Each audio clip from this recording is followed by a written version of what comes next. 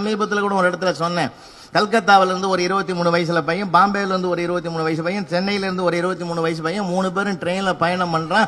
3 பேரும் time pass பண்ணணும். 4 மணி நேரமாக போகிறதுக்கு ட்ரெயினுக்கு நேரம் ஆகும்டா. அதுக்குள்ளே ஒரு டைம் பாஸ் பண்ணி ஏதாவது ஒரு கேம் விளையாடலாம்னா கேமை முதல்ல கல்கத்தா பையன் தான் ஆரம்பிச்சு வச்சா. அந்த 3 பேரில் யார் பெரிய பணக்காரன் ஆரம்பிக்கலாமாடா, கேம் வைக்கலாமாடான்னா கேம் எது வச்சவனே என்ன பண்ண டக்குன்னு ஆரம்பிச்சான். 500 ரூபாய் நோட்டை பாக்கெட்லேருந்து எடுத்து அப்படி சுருட்டான், புகையா விட்டான்.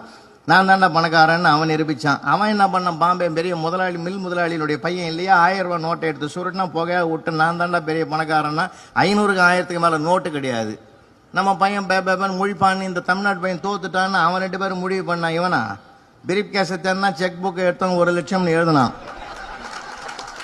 அப்படியே கீழ்ச்சான், அப்படியே சுருட்டினா புகையா விட்டான்யா. புகையா விட்டுட்டு சொன்னான் பாருங்க, அடுத்த கேள்வி, யார் பெரிய பணக்காரன் தெரியுமாடா? தனக்கு 1 ரூபா கூட நஷ்டம் வராம ஜெயிக்கிறவன் தான்டா பணக்காரன்.